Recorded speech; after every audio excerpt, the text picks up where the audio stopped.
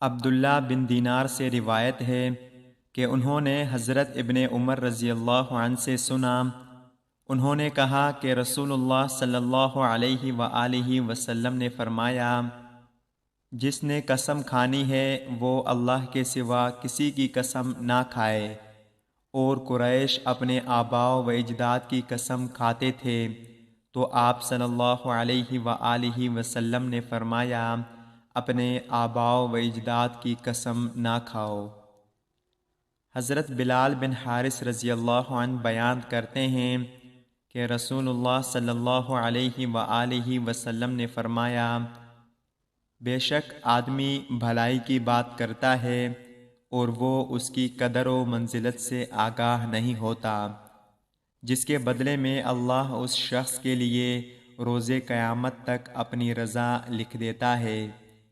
اور بے شک آدمی کوئی بری بات کر دیتا ہے اور وہ اس کی بھی اہمیت نہیں جانتا، تو اس کی وجہ سے اللہ روز قیامت تک کے لیے اپنی ناراضی لکھ دیتا ہے۔ حضرت ابو ہریرہ رضی اللہ عنہ بیان کرتے ہیں کہ رسول اللہ صلی اللہ علیہ وآلہ وسلم نے فرمایا، میری ساری امت کے گناہ قابل معاف ہیں مگر وہ لوگ جو اعلانیہ گناہ کرتے ہیں۔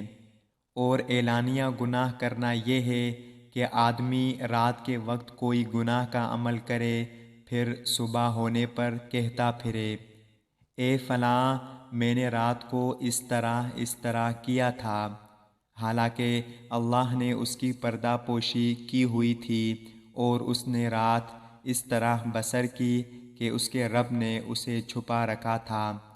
اور جب صبح کرتا ہے تو اپنے اوپر سے اللہ کے پردے کو اٹھا دیتا ہے۔ اللہ تعالی ہم سب کو ان پیاری احادیث پر عمل کرنے کی توفیق عطا فرمائے، آمین یا رب العالمین۔ السلام علیکم ورحمۃ اللہ وبرکاتہ۔ آپ سب دیکھنے والوں کا بہت شکریہ۔